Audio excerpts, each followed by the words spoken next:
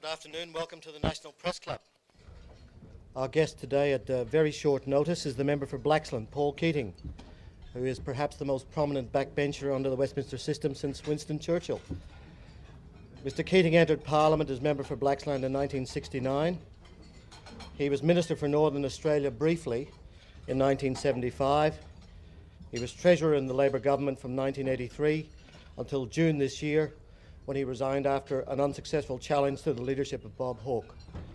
This is his 14th public appearance at the National Press Club, although his last private appearance here at the Press Gallery dinner probably received more publicity than any of the others. His topic today has been kept under very tight wraps, perhaps tighter than the Coalition's consumption tax. In fact, perhaps he'll announce the Coalition's consumption tax because they seem to be taking their time. For those who don't know the difference, today's speech is on the record. Would you please welcome Paul Keating?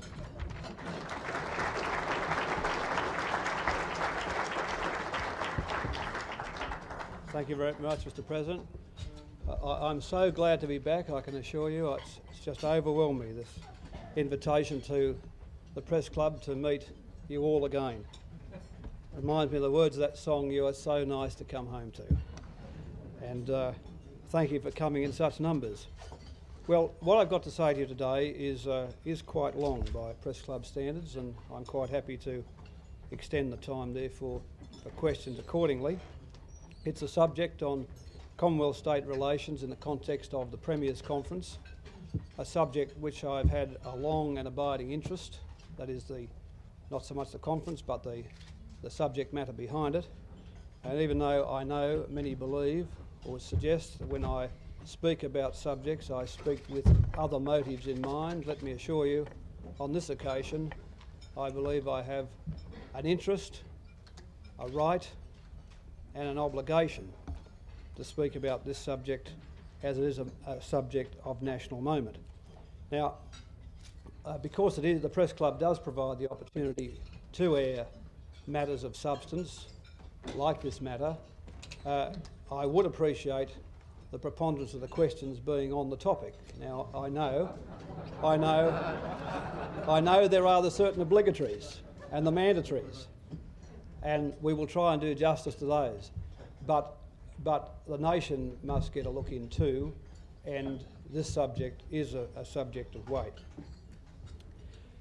So as we approach the centenary of the Great Federation debates, which preceded Australia's creation as a nation, we need to give earnest thought to how wisely we are increasing the Founder's gift. I believe that one of the gravest dangers we face as a nation today is the dismembering of the national government, which would inevitably follow from surrendering revenue and other national responsibilities to the states. And I believe that through neglect of public debate, through putting the desire for agreement ahead of the need for hard analysis, we do risk doing a harm to our Commonwealth, which coming generations of Australians will not easily forgive. There's a line beyond which the applause of the states can only be purchased by the capitulation of the Commonwealth. It is a line beyond which consensus seeking by the Commonwealth slips into submission by the Commonwealth. It is a line beyond which the pursuit of cooperative federalism becomes a surrender of the powers which the efforts of generations of political leaders and jurists have conferred on the Commonwealth. It is a line beyond which the Commonwealth trades the powers it can exercise for the well-being of all Australians merely for a reduction in the federal noise level. It is a line which I believe we should not cross and which I believe the federal Labor government will not cross.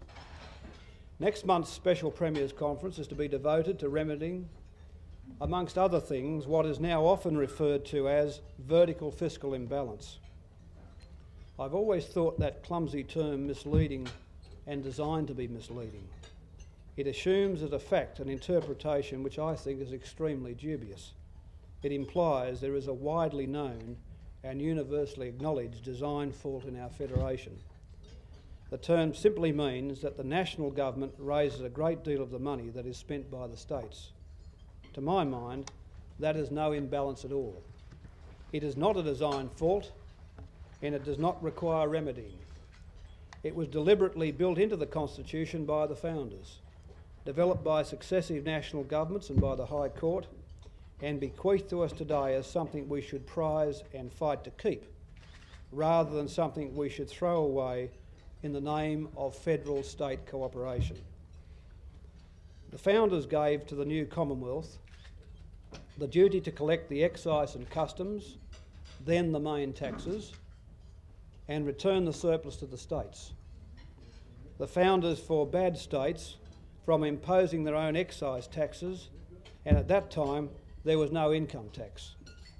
When income taxes were adopted, it was wisely recognised that a system of concurrent federal and state income taxes was absurd in a country with a relatively small population, and the Commonwealth and the states agreed that the Commonwealth alone would administer the tax and hand some of its proceeds back to the states.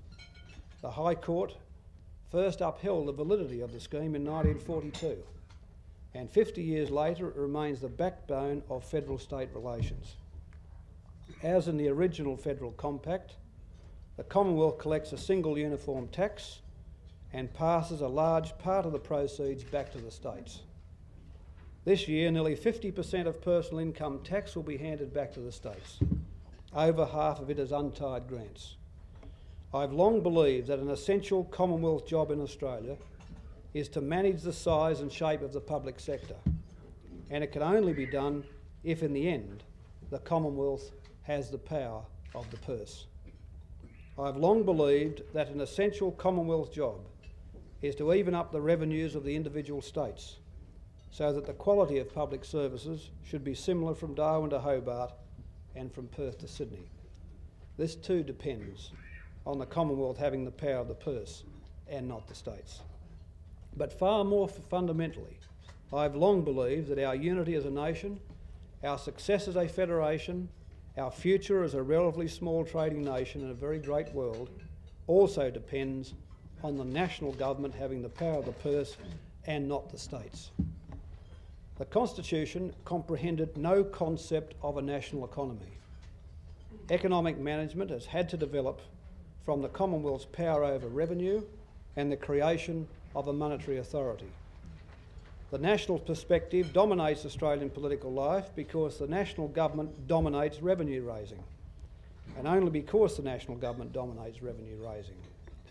As the US Supreme Court declared in 1899, while the Australian Constitution was being written, the power to tax is the one great power upon which the whole national fabric is based. Australia became one nation and remains one nation today because of the supremacy of the national government in revenue raising. Our constitutional arrangements provide for the residual powers to reside with the states. Fully financially resourced, this inevitably means that the balance of power must shift markedly to the states. Certainly, there is a good case for eliminating any duplication of work by Commonwealth and state public servants. There's a good case for giving state governments more control over the funds we provide. There's a good case for looking at the model of the June 1990 conference on a new federal securities law to see what can be done to cooperate federally in other areas of joint responsibility where in practice a consensus is necessary.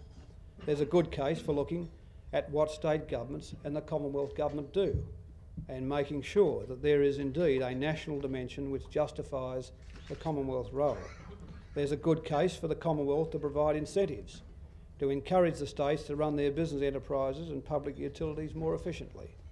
But there is no case for reversing 90 years of constitutional development and surrendering substantial revenue powers to the states.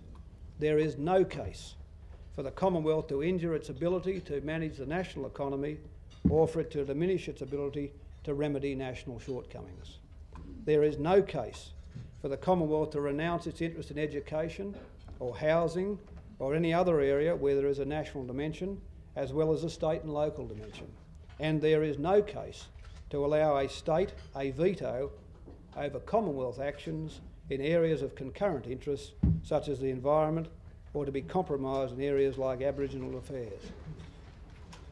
It would be a sad outcome of next month's Special Premiers Conference if we tacitly agreed to the gradual withering away of Commonwealth authority and the breakdown of national direction and purpose.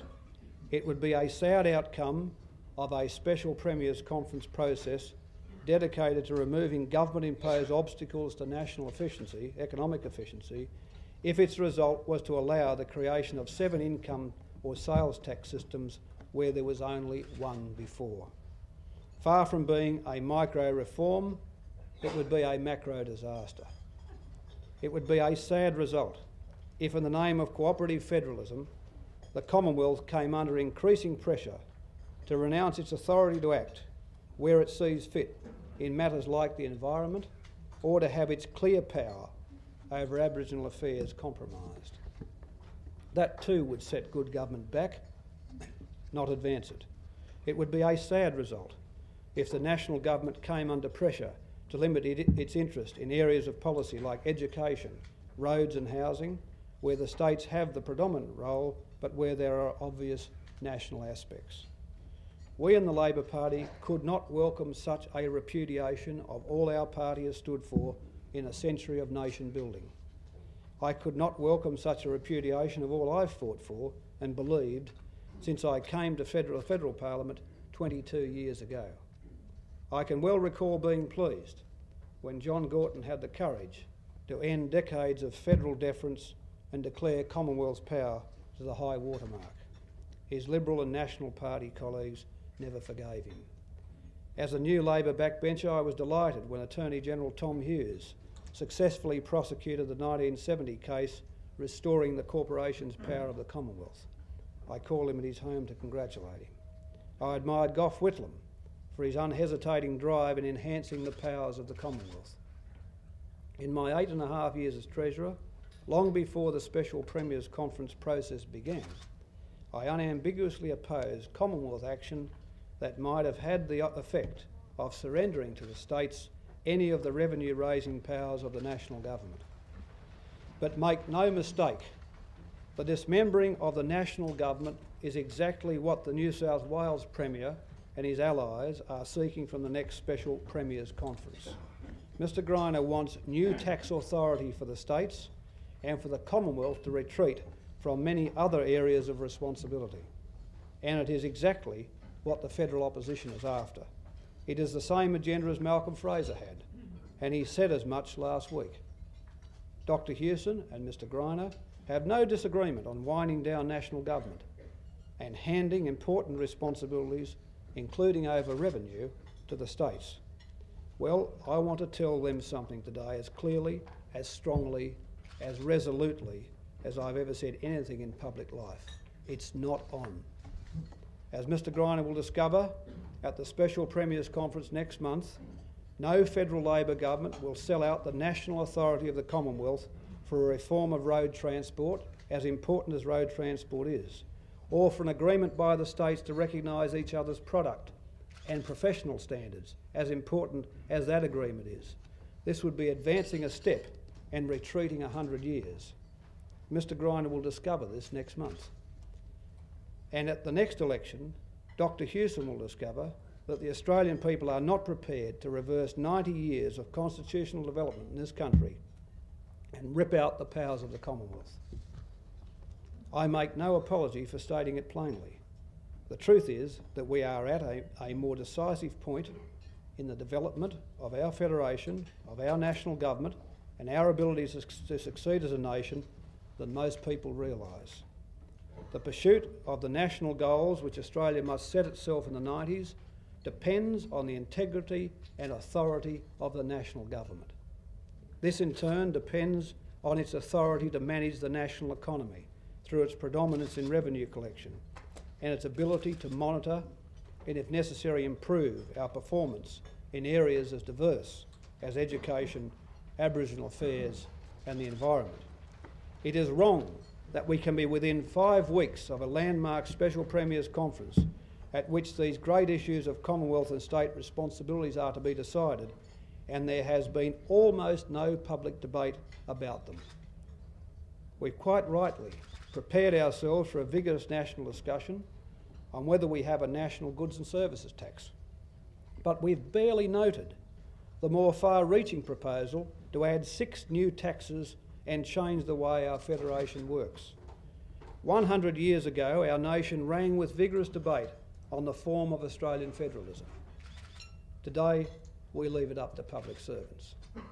100 years ago, the founders forcibly argued their views in the colonial parliaments and in the broadsheets. Today, we're content to have these issues resolved behind the closed doors of Commonwealth state committees. Politicians, reporters, academics, unions, business have all been remiss in not bothering to ponder and discuss the changes proposed.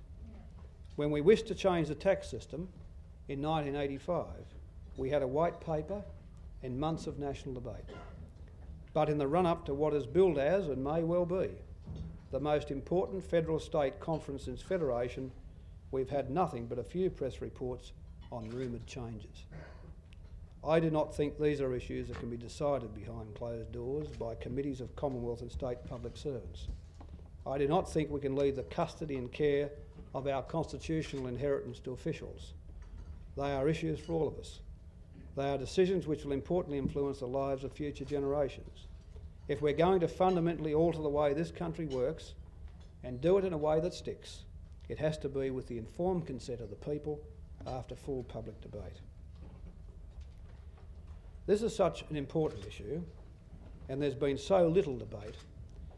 It's worthwhile examining a little more closely both the scope for handing revenue powers to the states and for surrendering other Commonwealth responsibilities. I want to look first at transferring revenue powers. Basically, the Commonwealth can yield its discretionary authority over revenue in either of 2 ways. It can guarantee the states a fixed and agreed share of the revenues the Commonwealth collects, or it can surrender to the states a tax now collected by the national government.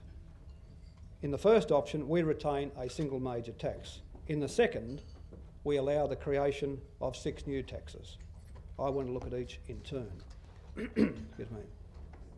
The first option is to give a guaranteed share of either Commonwealth tax collections or Commonwealth receipts to the states on some agreed basis. This was the formula proposed in the latter stages of the Fraser government, though there were many exceptions. Such a scheme gives the states no greater control over their revenues than they have today, nor does it give them any greater predictability or stability in their receipts. They become like the Commonwealth, dependent on the level of Commonwealth receipts, which are often the outcome of shifts in average weekly earnings or inflation or world prices, which are not under the close control of the Commonwealth. States' income from the Commonwealth would in fact be more volatile than it is now. This is because under a formula I proposed, states today have a real terms guarantee for general revenue grants from the Commonwealth. In proposing this, I took the view that the states were entitled to know what they were to receive and to have their revenue maintained in real terms during an adverse period for the economy. There will always be debate about adequacy and about the need for extra resources to cover population growth and, of course, other elements. I should hope that as the economy recovers, the states can, via the Premier's conference processes, return to real increases in financial assistance grants because the states do need to be adequately funded. These financial assistance grants are around half of the total transfers. The swings in Commonwealth receipts are much greater than the swings in transfers to the states. Total Commonwealth income is of course cushioned by changes in the deficit or surplus by borrowing and repaying money. The only way the states could maintain the present stability of their Commonwealth transfers under a guaranteed share scheme would be to share also in Commonwealth borrowings through deficits and its repayment through surpluses. We would then have created 6 powerful and noisy lobbies for tax increases or for deficit increases, and 6 powerful and noisy opponents of tax cuts and surpluses. Under guaranteed shares, the states would have no control over the level or predictability of their receipts. In good years, there'd be pots of money for state cabinets. In bad years, their revenue would fall proportionately more than the Commonwealth because they would not be balanced by the borrowing resources of the Commonwealth. But from the Commonwealth's point of view, a big part of its revenue would be annually committed to purposes over which it had no influence. That, after all, is the whole agenda. It would have greater difficulty building up a surplus to repay debt accumulated in the bad years and to restore public saving. It would not be able to spread the strain of changing priorities over many portfolios, but instead would be confined to spreading it over a base smaller than today's. In the Fraser years, the promise of a guaranteed share was accompanied by a promise that the Commonwealth would consult with the states in making any decision which would have a major effect on revenues. Were such a promise kept, in the Fraser years it was not, the Commonwealth's hands would be tied by the states. We would not be able to index taxes to reach a wage tax trade-off, or change the mix of tax or the level of tax without the agreement of the states. The states would have no motive to agree to cuts in their income and would not. The Commonwealth would be paralysed. It's sometimes said, for example, that we relied too much on interest rates to bring the late 80s investment boom under control. It's often forgotten that our other arms of policy were even tighter. We cut Commonwealth spending, including spending to the states in real terms. We used some of our revenues to buy down wage increases and successive trade-offs, so wages were steady despite a huge surge in activity. Interest rates were high, but how much higher would they have had to have been if we'd not had complete control over the budget? It would make the Treasurer's already difficult job almost impossible. The bigger the guaranteed share, the bigger the problem for the national economy. Equally, the smaller the share, the smaller the problem, but the smaller the guaranteed share, the less the value of the guarantee. The smaller the guaranteed share, the easier it is to adjust the remainder to reflect the Commonwealth's preferences rather than the states. Because of these insuperable problems in fixed revenue shares, the Greiner government is pressing for new tax powers. This is the second option, to surrender control over tax to the states. This is the most ominous of the proposals now being dealt with in the secrecy of official processes. The states today have the constitutional authority to impose an income tax, but in practice cannot do so. There is very little room to add to income tax, and were any state inclined to do so without Commonwealth agreement, the Commonwealth could penalise the state by cutting state payments by the same or a greater amount than the new revenue raised. I think the introduction of any substantial new tax authority for the states would be a most retrograde step for Australia, and one we ought to resist as strongly as we can. If it is to be a state tax and not another name for a fixed revenue share, the states will have control over the rates and conditions. It's virtually certain that the process of state-by-state competition will lead to significant differences between the new state taxes. State payroll taxes now contain a multitude of different exemptions and conditions, and also differences on nominal rates, which already make separate state taxation systems a hindrance for business. The greater the tax, the greater the administrative cost of business, and the greater the cost of the community of business decisions driven by a multitude of tax differences between states. The hindrance to business will arise whether or not the new tax includes company tax. Think of the present complexities in taxation of an individual superannuation fund income. How much more difficult if there are 7 different systems and not just one? How much more difficult for our large businesses, almost all of which operate in more than one state, to administer its payroll with 7 systems and not one. It was to overcome these difficulties that our forebears had the wisdom to adopt uniform national taxation. It is no advance in our national economic efficiency if we win the states' consent to recognising each other's trade qualifications at the cost of returning to the pre-war setup of 7 separate and uneven tax systems. But beyond this, it is not at all clear to me where a new tax could fit in unless the Commonwealth bows out. And to the extent that the Commonwealth bows out of revenue sources, it would sooner or later also have to bow out of policy areas in which the power of its revenue gives it influence.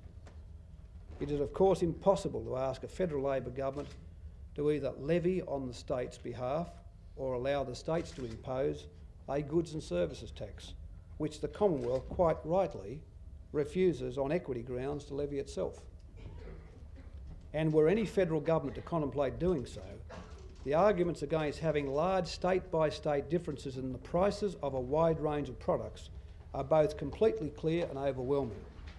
It's inconceivable that the Commonwealth could be asked to relinquish excise on alcohol, tobacco and petrol, which together raise about $8.5 billion today. But the constitutional prohibition against state excise taxes is pretty clear. And in any case, I do not think the Commonwealth should give up its power to influence the price of such things as alcohol, tobacco or petrol for environment or health reasons. The only other option is to give the states the authority to impose an income tax. But it will not be a serious option unless the Commonwealth makes room, that is, reduces its own income tax. The idea would be for the Commonwealth to cut its revenues by bowing out of part of the present income tax and to cut its spending by reducing state grants by what would begin as an equivalent amount.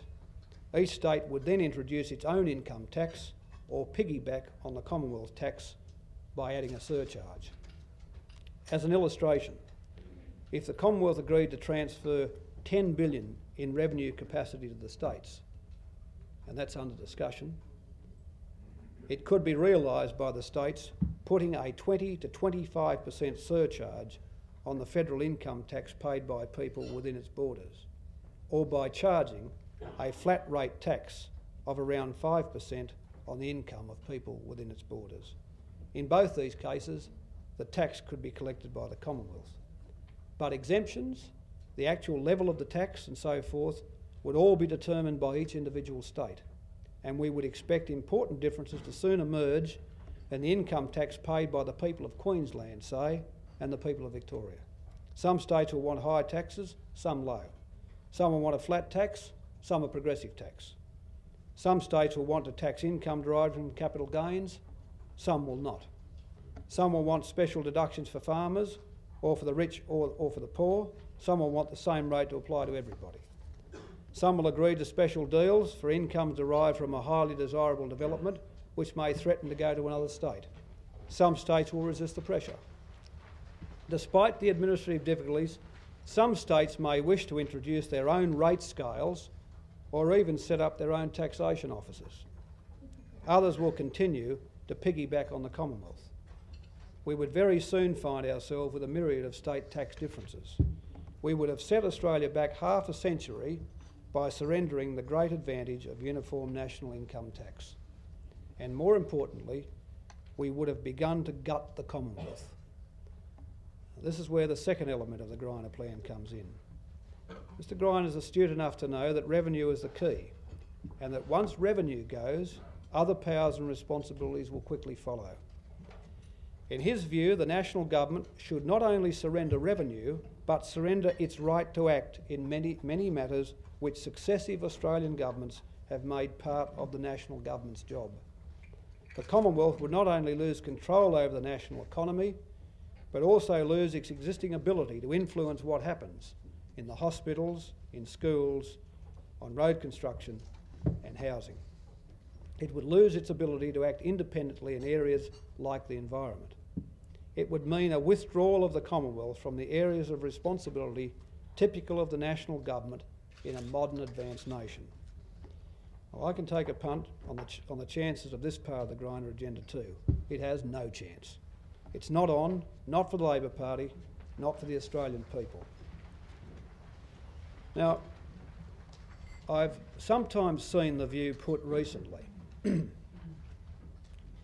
that a transfer of significant revenue sources to the states is quite compatible with effective Commonwealth economic management, because changes to spending or taxes over the cycle or in response to external shocks are marginal.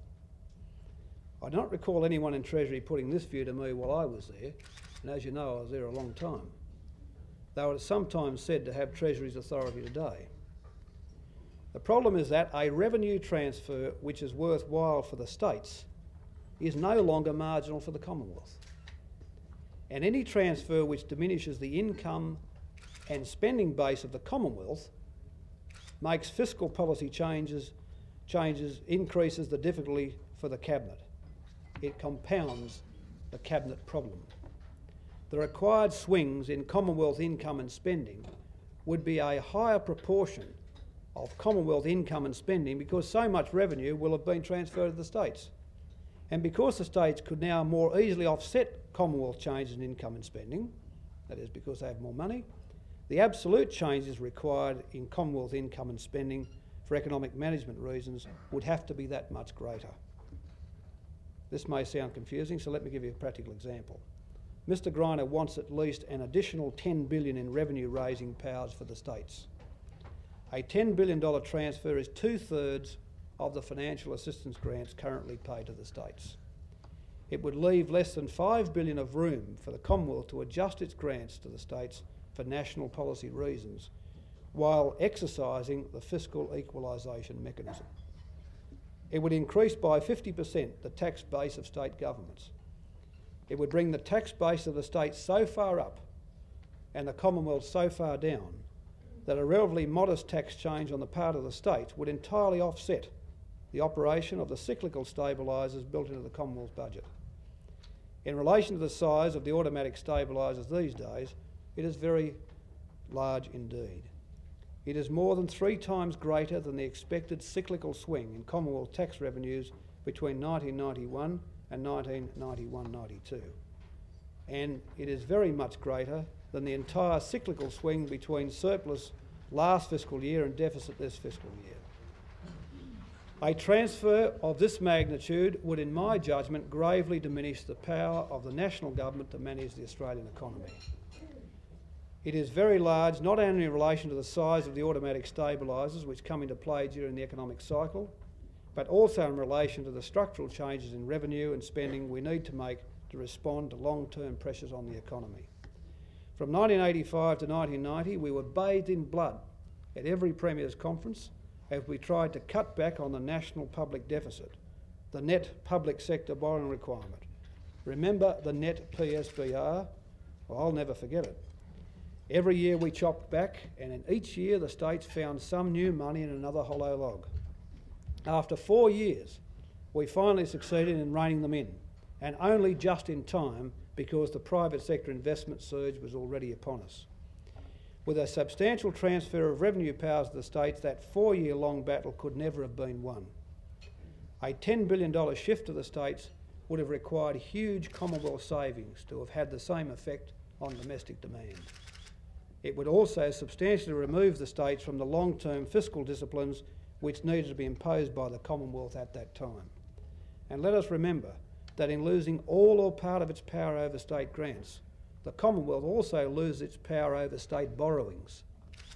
The only tools of economic discipline the Commonwealth has over a state are the powers to adjust grants and oversee borrowings. The Commonwealth would lose its influence to discipline borrowings if its power over financial assistance grants was largely removed. At the same time, each state would immediately acquire an income stream to service a much higher level of debt than they can now hope to borrow. A $10 billion tax transfer would allow $100 billion in new borrowings by states. That's the same size as this year's total Commonwealth budget. Given the recent experience of the states, who can be confident that this new debt capacity would not be drawn down? The reform we made in 1990-91 to discipline state spending by making state debt a state responsibility would become a licence to loot national savings. Give them those powers, that revenue, and the states are off, running and away. They're gone. As for Commonwealth economic management of the public sector, you might as well forget it. Give that away and follow Dr Hewson's lead in giving monetary policy to an independent central bank board, and you wouldn't need a cabinet-level federal treasurer at all. The Minister for Finance could do the job, could do the lot. And Australia would allow itself to be laughed out of the community of advanced industrial nations. Proposals to transfer tax powers to the states are often urged on the grounds that this will increase accountability. The idea is that unless that spending government raises the money, it's somehow not accountable. The inference is that if states had themselves to bear the political cost of raising the money, they'd spend it more prudently. The argument follows if the states had access to new tax sources, they'd spend less, not more. I have to say, with the experience of 9 Premiers' conferences, I find this argument less than compelling. Ludicrous would be a better description. My experience tells me the states would spend more if they had more, regardless of its source. All the more so when we bear in mind that the proposed new state tax would be assessed by the Australian Taxation Office, paid to the Australian Tax Office on a Commonwealth tax form, and in all probability enforced by the Australian Tax Office. It would be widely perceived as a Commonwealth impost, though the states would set the levels and conditions and pocket the proceeds. The Australian Tax Office would be singing the State Treasurer's song. A slick trick if they can get away with it. We would have transferred taxing and spending powers from the scrutiny of the National Parliament and the national press, from the battleground of the National Executive and the National Public Service, to the scrutiny of state parliaments and the state press and the battleground of state cabinets and state public services. We would have transferred taxing and spending powers from an area where we now have a great deal of press and parliamentary scrutiny to an area where scrutiny is hindered by deliberate concealment, accounting practices, uncertain bureaucratic arrangements and limited media interest. We would not increase accountability by the change, we would diminish it. My experience of politics is that the Australian voter has a pretty good idea of our federal-state setup. We know that the Commonwealth is held accountable by the electorate for raising the taxes. It's expected to spend the money wisely and according to the people's wishes, and we know that the states are obliged by their electorates to properly discharge their responsibility. The great issue remains the management of the national economy. No doubt we'll soon be told by the proponents of taxes for the states that we can meet their agenda and also keep the tools of national economic management by some sort of agreement between the Commonwealth and the states, a sort of national budget. In this scheme, the Commonwealth economic management powers would be preserved by some kind of annual balance sheet or cash statement, in which the total revenues and spending of each state and of the Commonwealth were set out. In practice, I cannot see where the Commonwealth would get the authority to require adherence to the national budget, other than by wielding the revenue powers which under these proposals would be hugely diminished. The national outlay and revenue targets would not be agreed to. If they were agreed to, they would not be adhered to. And having handed over the revenue powers, the Commonwealth would not be able to do a thing about it. Finally, while some state premiers might want a new tax, I'm not at all sure the Australian people want one or business wants one. In my years as Treasurer, we cut the marginal income tax rate from 60 cents to 47 cents, cut average tax rates each year and left us paying a lower proportion of our income as tax than we'd done since the 70s. We did all that with equity, with compassion and care, so that those who really needed help not only got it, but got it decently and got it generously. But I can tell you there's very little warmth out there for new taxes. In fact, I'm not at all certain the states want one. They also have the power to levy estate taxes and gift taxes, but long ago gave them up. For nearly a decade, they had the right to levy a supplementary income tax and didn't. I actually repealed that legislation in 1989 after Dr. Hewson breathed new life into the state income tax issue. I'm still waiting for any state premier to come right out and say he or she wishes to impose a new tax. We're all ears. During the last New South Wales election campaign, Mr. Greiner dashed for cover when Bob Carr correctly pointed out that his officials were seeking a new state tax. This is when he thought he was popular. I've no doubt that Mr. Greiner will go for cover again today.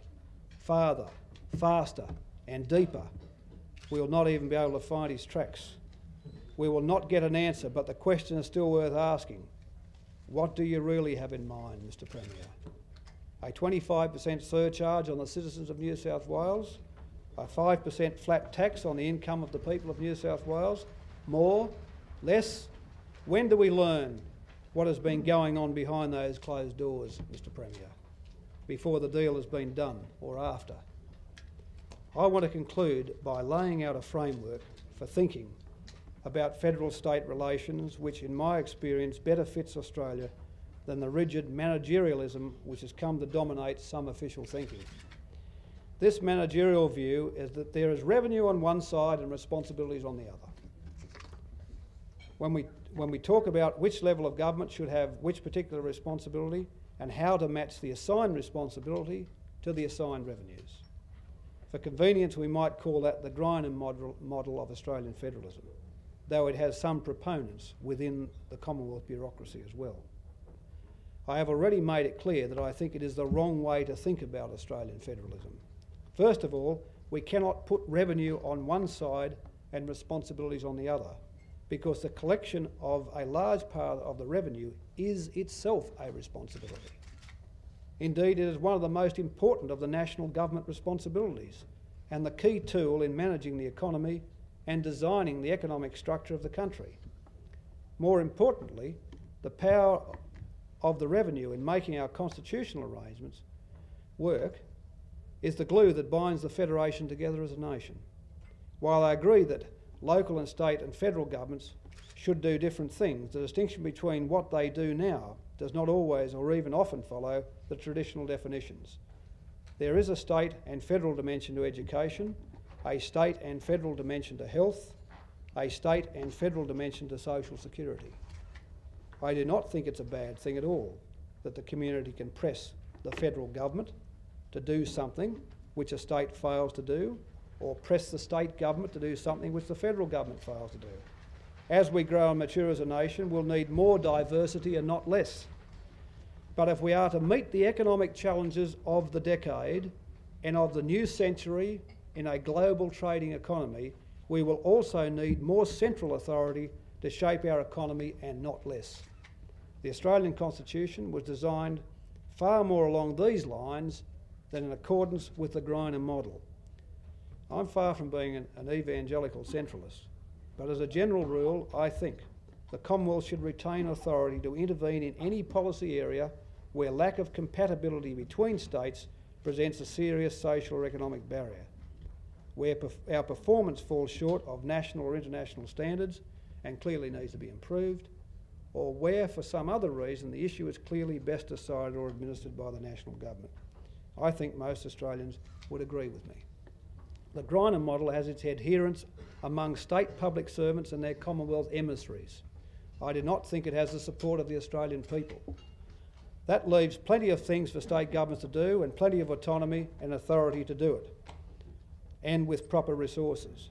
I'd be quite happy to see the states have more autonomy and more authority, and we should carefully review Commonwealth activities to make sure we've not drifted into something the states can do better. Generally, it is better, I believe, for the Commonwealth to confine its interest to broad policy rather than detailed policy or administration of program delivery. For this reason, I have no objection at all to the state's demand that the proportion of tied grants be reduced within a few years. No objection. So far as I'm concerned, grants should only be tied while the necessary bureaucratic structures are being set up and the policies put into place at the state level to achieve agreed national goals. After that, the state should have maximum flexibility. Rather than concentrating on inputs, we ought to be monitoring outputs. Our rule should not be control of inputs, but oversight of outcomes. This is the way Australian federalism should, I believe, develop, towards diversity, but with the central government still able to guide Australian society, manage the economy and retain the powers to act when people demand it. We federated to become one nation, and one nation we should remain. Thank you very much.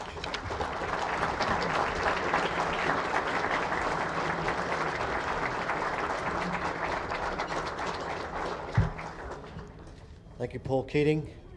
You just broke your friend Bill Kelty's record for a speech. You may well break his record for questions. We're going to allocate 35 minutes to questions. We have about 240 questions. We'll try and keep them fairly limited. Please keep your questions short. And we don't want any multiple questions. Name and organisation, please. First question from Kieran McLennan. Kieran McLennan, Mr. Keating from Network Radio. I know no double-barrelled, but I'll cheat just this once. Can a Hawke Labor government win an election in 1993 if unemployment goes to 11% next year, long-term unemployment goes to 350,000, and unemployment remains at or in double digits, near or in double digits by 1993? And secondly, how does a committed Labor MP for 22 years sleep at night knowing that his legacy to the Australian people is double-digit unemployment, unless his comfort is that it was the better of two evil legacies? Well, can I say I would have preferred you to stay on the topic I addressed. And this is part. I mean, the question has legitimacy, and I'll answer it. But let's keep to the topic if we can, because this is a topic which has not seen the light of day. I mean, it's just slipped straight over your mind. No, it has. I mean, you're not interested in the topic because you would have asked me about it, right? You would have asked me about it. Now, let me say this. I take responsibility for the policies I presided over as Treasurer. I don't believe official policy should have created this level of unemployment, and it was not intended to do so. But the gross lending, the 20% credit growth of the late 80s and the fall in asset prices has produced a similar recession here as it's produced in the other countries where the same phenomena exists: Canada, United States, Britain, etc. That does not relieve any of us of the responsibility of dealing with it. And it is a waste to see these valuable human resources idle, and it is a misery for the people experiencing the unemployment. The fact is, the economy has weakened too much, and remedial policy should be undertaken. But as we come out of the recession into a recovery, which we will do, we will emerge into the 1990s with a low inflation rate. We will emerge from this recession with an inflation rate at 2 to 3% or under 2%, compared to 11% in 1983. That will give us a lower cost of capital, lower interest rates through the 1990s to add to our capital stock and to export more. We emerge from this recession with a goods and services surplus for the first time in years, and the capacity, I believe, to stabilise our national debt. And if we stabilise our national debt and pay our way and break the back of inflation permanently, come out with structural budget surpluses and provide for Australians a secure base of employment and reasonable rates of growth, affordable growth in current account terms in the 90s, we will have given Australia a great chance, a great chance. And that is what is now on offer. And so while we had to have a slowdown, we did not need a recession of this depth. We should remove ourselves from this condition and go on to a position where in the 1990s we are not out there with a begging bowl looking for savings as they are being funnelled into the old Soviet Union, Eastern Europe, Mexico, South America and everywhere else. That we're out actually in the position where our savings are being added to through structural budget surpluses, occupational superannuation, and where we're trading to produce current account merchandise, trade and service surpluses. That's the vista for the 90s. That's the commitment Australian politicians and the Australian political system should give to Australians. And that's what we can give. Julie Flynn. Julie Flynn, Radio 2UE. Mr. Keating, why shouldn't this speech be seen as another attempt to undermine the Prime Minister on an issue that he's made his own? And isn't it a fact that every Labor state was opposed to the way you handled the 1990s Premier Conference, which is one of the reasons that the special Premier's Conference process started? That's not true. That's not true at all. And I'm not certain what the Prime Minister's position is on this matter. Not certain at all. But I know what Mr Griner's position is. Mr Griner's position is to denude the Commonwealth of responsibilities and powers wherever possible. And it is to that proposal to shift somewhere between 10 and 13 billion of the current 14 billion of financial assistance grants we pay the states. That is the proposal. And with it will go, all you people know this to be true, when the revenue goes, the functions inevitably go with it. As the revenue goes, the functions will go. As the functions go, the capacity for the national government to move the Commonwealth, to make the thing, to look at areas of Australian society and life which can be advanced by national initiatives, that will go. Now, it's been an agenda discussed by public servants. This is not a matter which, in my understanding, has ever been to the Cabinet, other than the original and early blanket approval for discussions and options on a whole range of things: tied grants, functions, powers, the lot. And as far as I'm aware, I am myself uncertain of the Prime Minister's view about this. I told him at the time what my view of these matters were, and at the moment the agenda is being pushed by the federalists around the place, and they're not just in New South Wales. There's some in the bureaucracy that don't believe in the movement towards a national economy, a national government, that still believe we ought to be tripping down the time tunnel to the 19th century. That's what the debate's about. That's why I spoke about it today, and that's why I'm entitled to speak about it without drawing the question, oh, isn't this simply about me trying to one-up the government? Matthew Frost. Matthew Frost from SBS TV News. Mr Keating, you say that the media has passed over or ignored this topic for some time, but how much attention to this has been paid by the government caucus, and why is it now, as a humble backbencher, that you're calling copper on what on what will happen instead of when you held the key to the national purse strings? Oh, when I held the key, I made it clear that I would never append my name to an Executive Council minute giving powers to the states. Never. Never. So I always held my end of the bargain up. But in a piece which Stephen Mills wrote a couple of weeks ago, which is one of the few pieces written on this subject, it said this: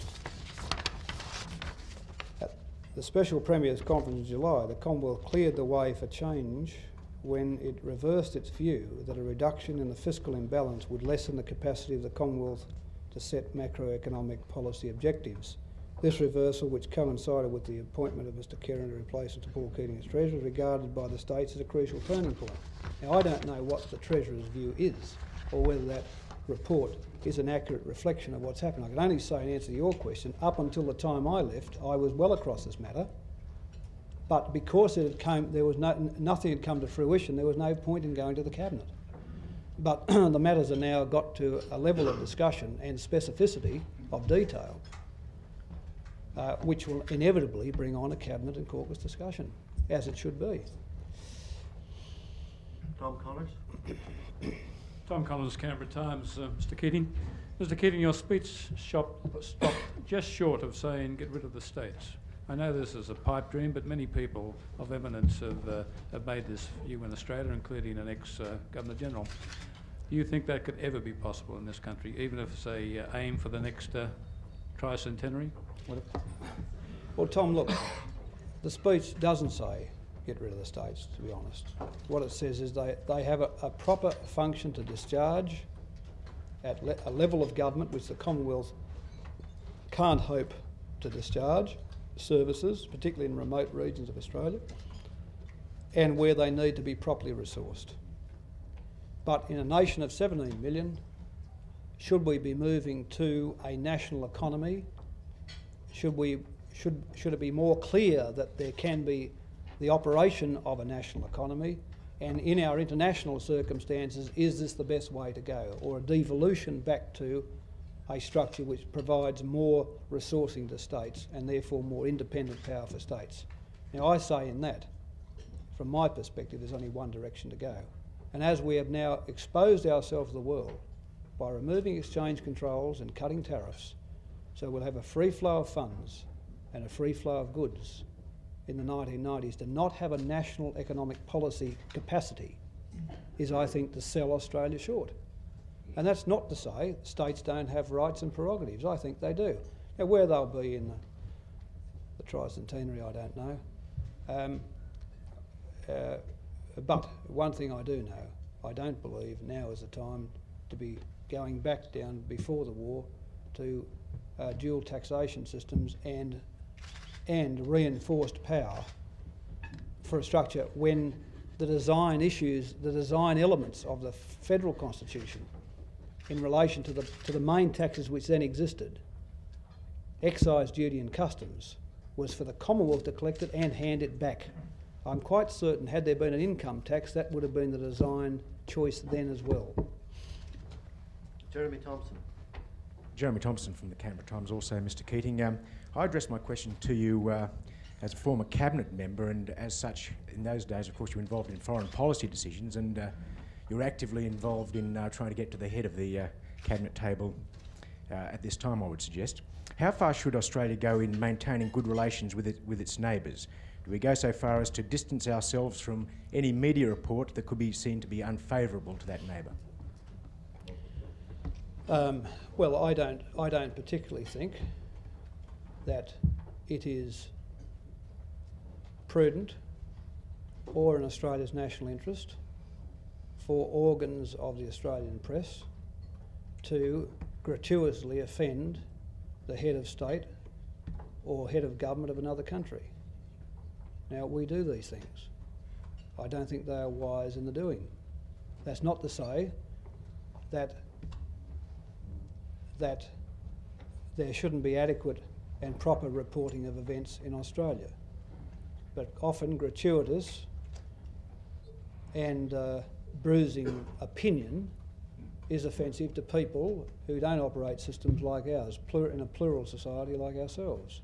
And I think you've got to take some notice of that, but I don't think it's for the government particularly to be taking the notice. I think it's for all Australians, and particularly those who have these responsibilities, to understand what is prudent, what is reasonable, what is sensible. And when people are offended, I think it is reasonable enough then for the government to venture a comment depending on the weight of the issue, and that's happened from time to time, and it'll probably happen in the future. Jeff Kidney. Jeff Kidney, Australian Financial Review, Mr Keating. You quoted the Financial Review earlier on this subject, so you can't accuse the Financial Review of not touching it. No, I can't. But I didn't say there was no reporting, only reporting of rumoured changes, etc. That's right. So I'm actually going to ask you a question about something else.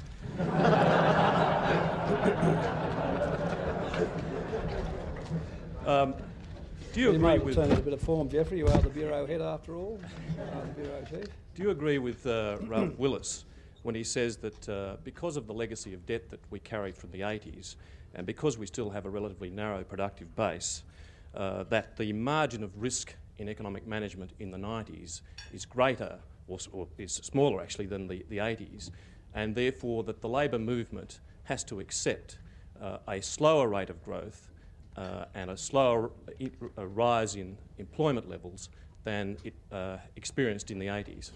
Well, I myself said, as Treasurer not long before I resigned, that we could accommodate lower levels of unemployment, with slower levels of employment growth in the 90s than the 80s because of the very high participation rates we currently have enjoyed in this last decade. When we started on our journey as a government in the early 80s, we had to create 2 or 3 jobs to remove 1 job from the unemployment list. You remember we used to see those phenomenal numbers, 90,000 a month, 120,000, 110,000 a month job growth, and yet there'd be only an imperceptible fall, in the registered unemployment rate. That was because of all of the hidden unemployment coming to the fore. Now that the participation rates have remained high, I believe that we can bring unemployment down with a slower rate of employment growth. So to that extent, I agree with Ralph Willis. But this was not true of the 80s. This was not true of the 80s. But if, in drawing the question out, you're suggesting we ought to run a New Zealand type economy, I would reject that absolutely. Absolutely.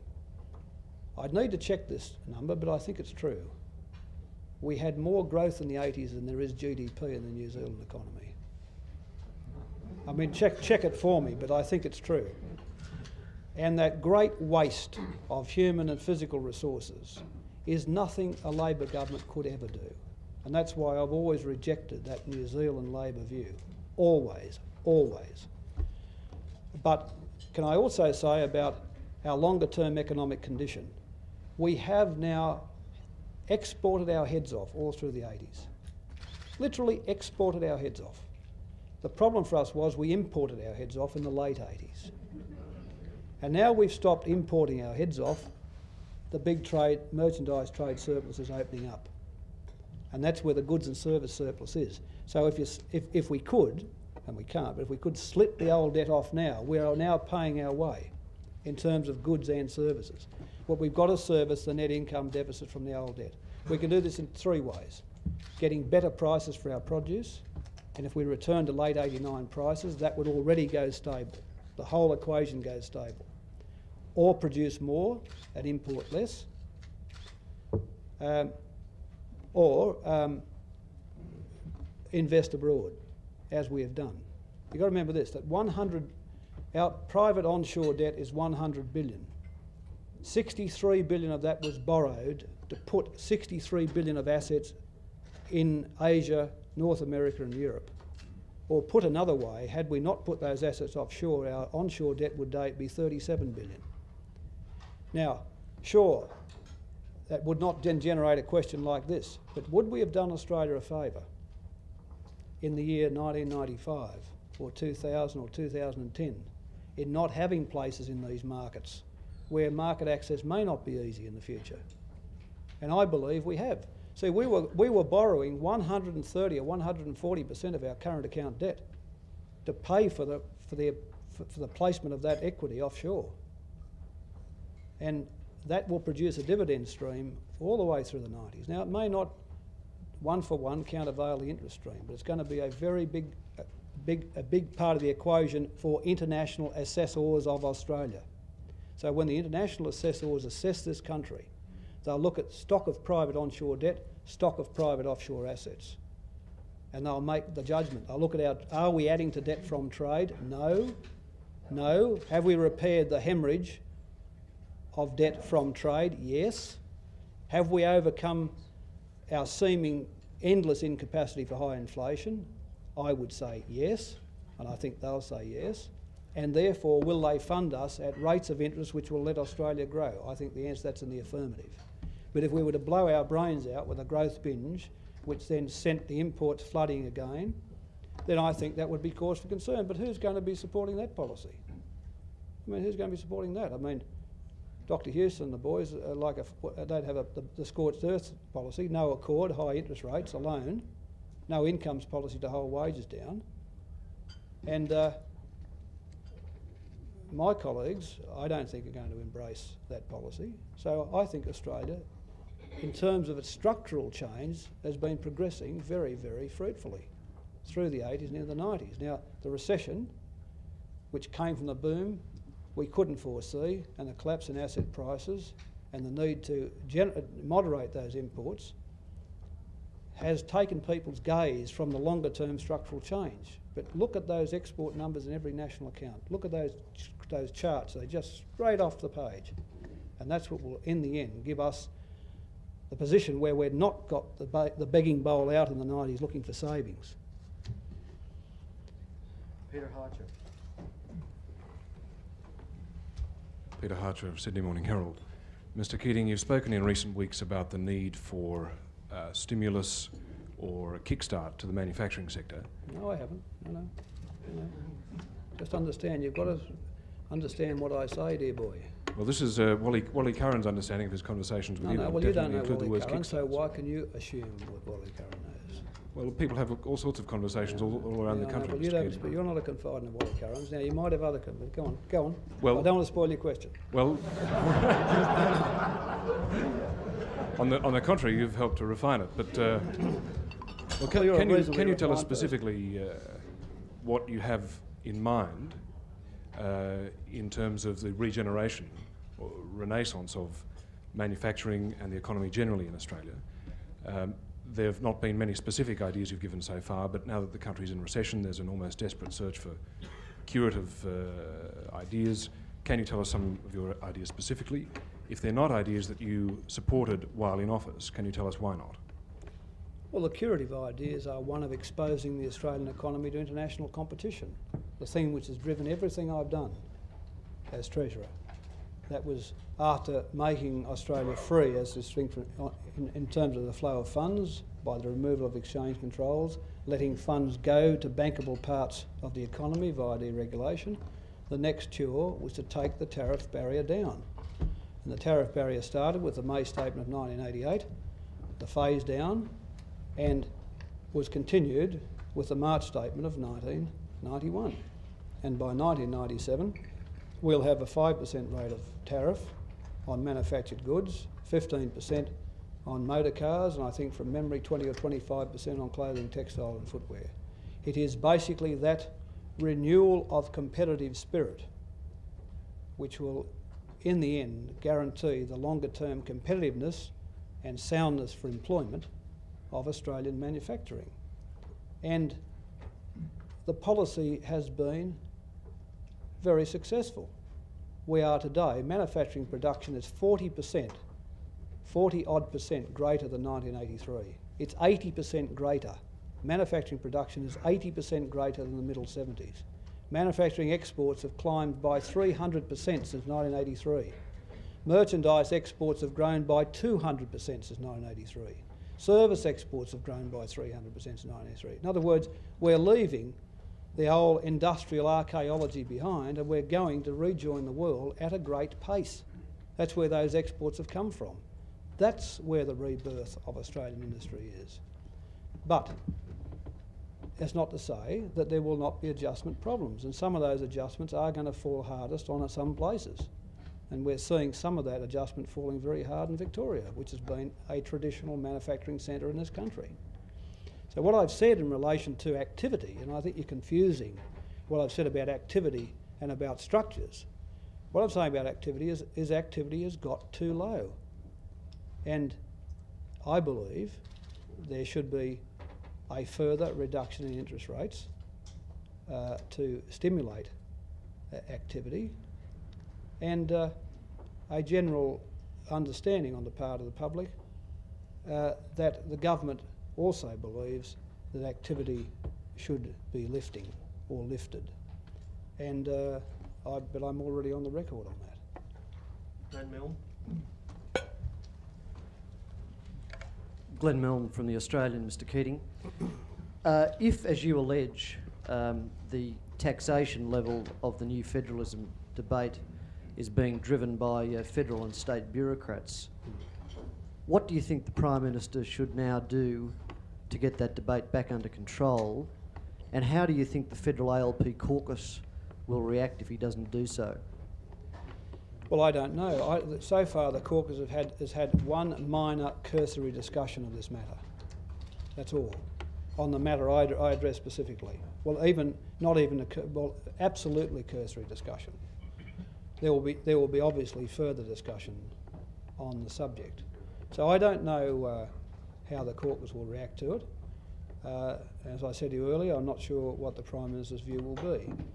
But there has been a persistent view on the part of some states, premiers, not just bureaucrats, but ministers of states, premiers, under-treasurers, treasurers and under-treasurers, that the state should have a greater capacity, should have a growth tax, and they wish that tax to be either an income tax or a consumption tax. Now, I said for the reasons I gave, there's no point in us denying for equity reasons and other reasons a consumption tax at the federal level, yet then allow one to be imposed at the state level. So it's basically income tax. And I believe if the income tax power is shared or given away, the capacity to manage the national economy will be diminished. And the point I made about the marginal argument is, I think, the strong point. If such a large part of the tax, if the tax is this high, for instance, and we're giving this much to the states and it's going to grow with GDP, the bit that's left will not be large enough to change macroeconomic fiscal settings. The Commonwealth will just lose that power. And the change will need to be larger to offset the natural growth in the revenues which will grow with GDP in the hands of the states. So it's not just a bit saying, well, look, it's 14 billion we give them. We're only going to haggle over the last 1 or 2 billion, so let them have 10 or 12 or 13 billion, and we'll just sort of muck around with the rest. The truth is, you'll need to mess about with a greater part of it. But it's a greater part of a very thin slice of Commonwealth receipts. So I do think it's a fraudulent argument. I always have. And, but it's an argument which has been had by the aficionados of the various, tete-to-tete by the State and Commonwealth Treasury and the Prime Minister's Department. So, you know, I think it is a very bold thing indeed for elements of the Commonwealth bureaucracy to be advising its ministers on a policy which is ultra vires of the Labor Party's general policy thrust towards a national society, a national economy. And they should be put in their place. Michelle Grattan. Michelle Grattan at The Age. Mr Keating, just to follow up that last point, could you be a bit more precise in identifying the bureaucrats or their departments that you believe are driving this new federalism and having this potentially excessive... Well, I thought you could tell me, Michelle. You know them all better than I do. ...excessive influence. And secondly, Treasury does seem to have changed its mind on being more relaxed now about sharing revenue-raising powers. Why do you think this is?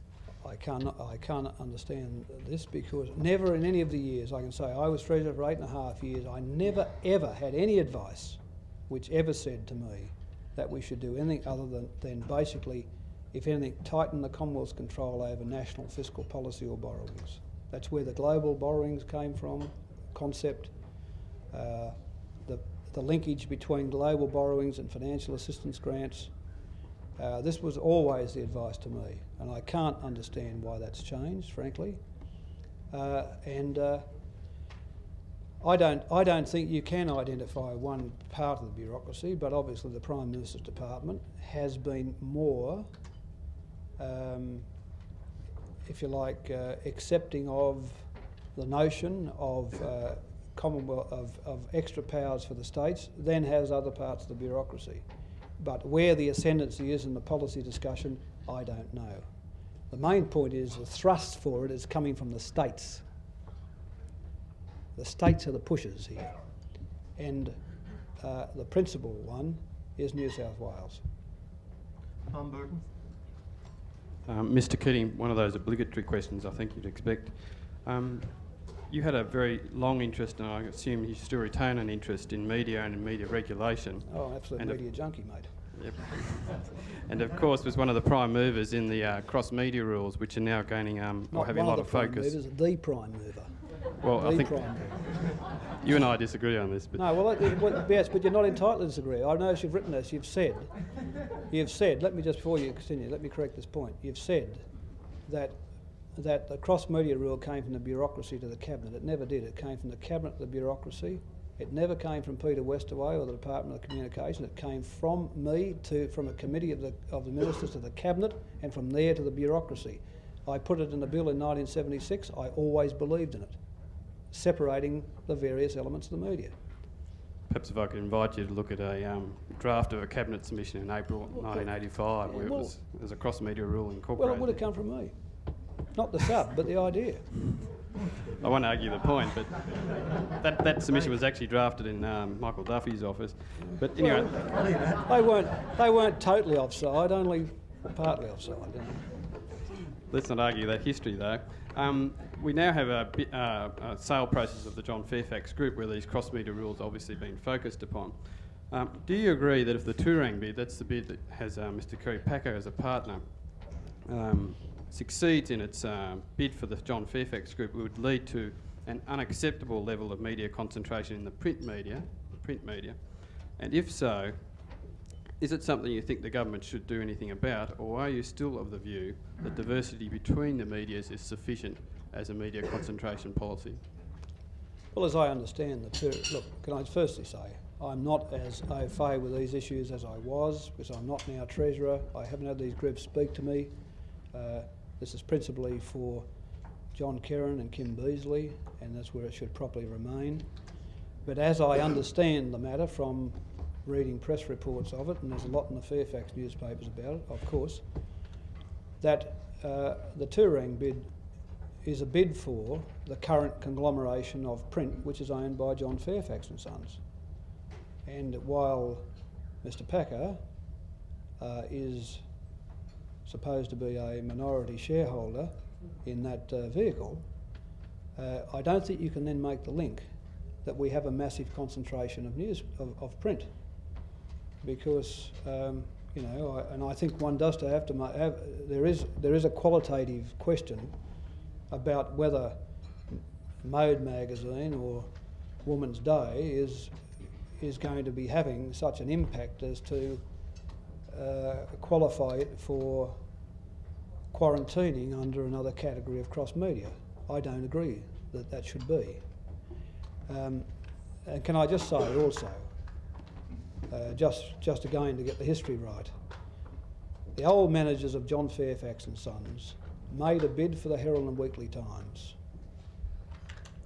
and they would have had the Sydney Morning Herald, the Age, the Financial Review, the Newcastle Herald, all the print, 75% of national television audience reach, the Macquarie Radio Network, plus the Courier Mail, plus the Adelaide Advertiser, plus the Hobart Mercury, plus the West Australian. Now, you know, people should be very careful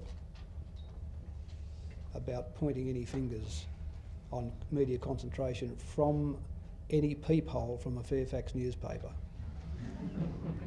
And I know the manic interest which journalists in that organisation has, and that's fine. But understand that the Fairfax management has exceptionally dirty hands in this matter. By the mere evidence, not a claim, fact, they bid for the Herald and Weekly Times, and it's not sufficient to argue that the Trade Practices Commission might have then made them divest. The morality of the position was they wished to buy it and keep it. So, you know, other proprietors were quite happy to accept the cross-media rule, but not John Fairfax.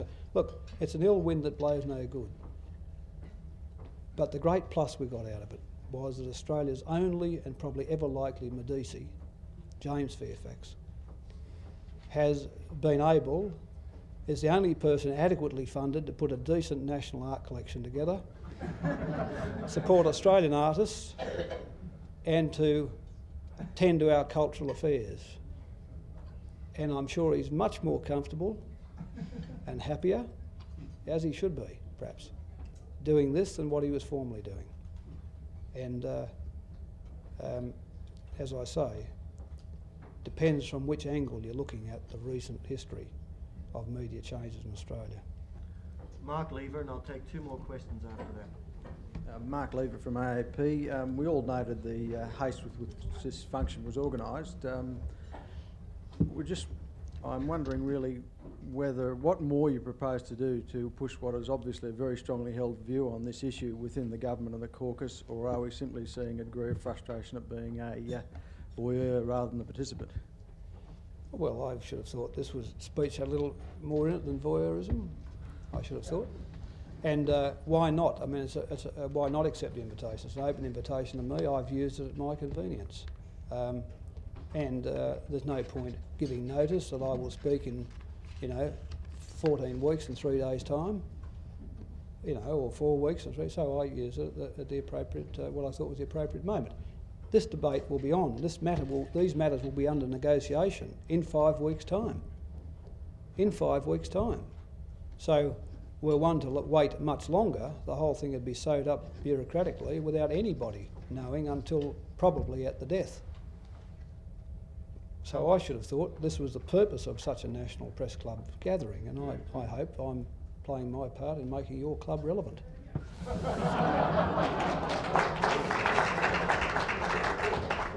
Tony Hastings.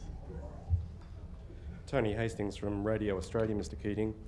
How do you believe our major trading partners see our federal system with its waste and its duplication? And to what degree do you think the federal system disadvantages us in the wider trading world? Well, look, obviously it's easier to run nations which are run by unicameral systems are run more easily. This is true in Britain, it's true in New Zealand and what have you. This is not part of our history, and there's no point cavilling over it or discussing it. I think we've always had some difficulty making the federal constitution work with the development of a modern complex economy. But we have made it work because I made the point in the speech. Under our constitution, the express powers were given to the Commonwealth and the residual powers were left with the states. This has not been the case with other nations, like Canada, for instance, where the residual powers are left with the national government and the express powers are with the states.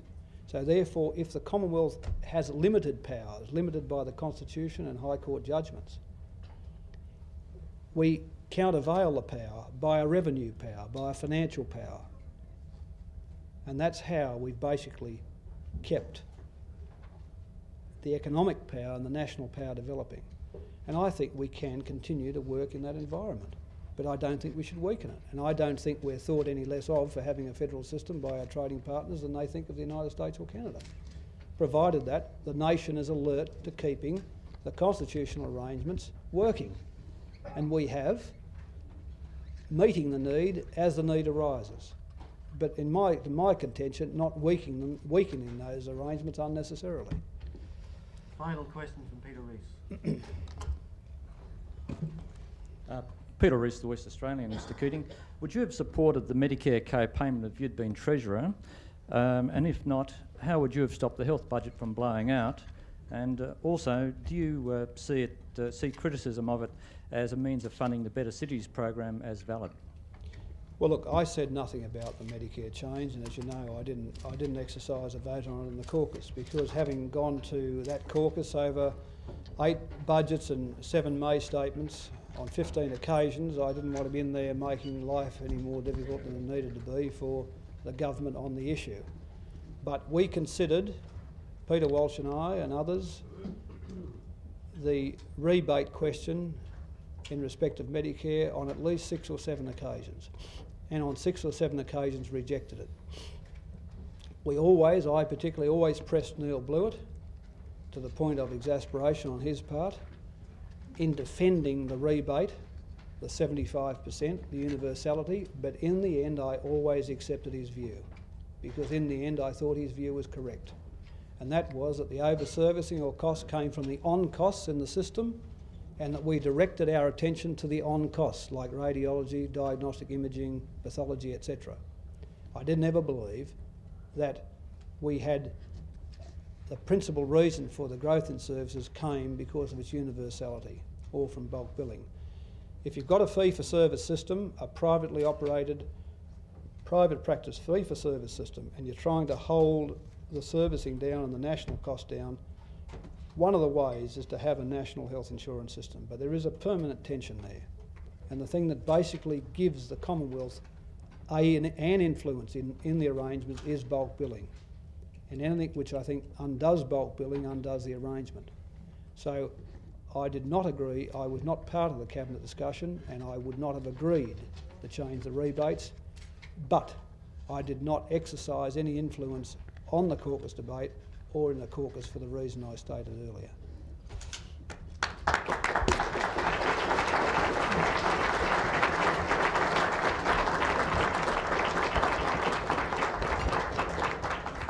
Thank you, Paul Keating, for giving us your time today.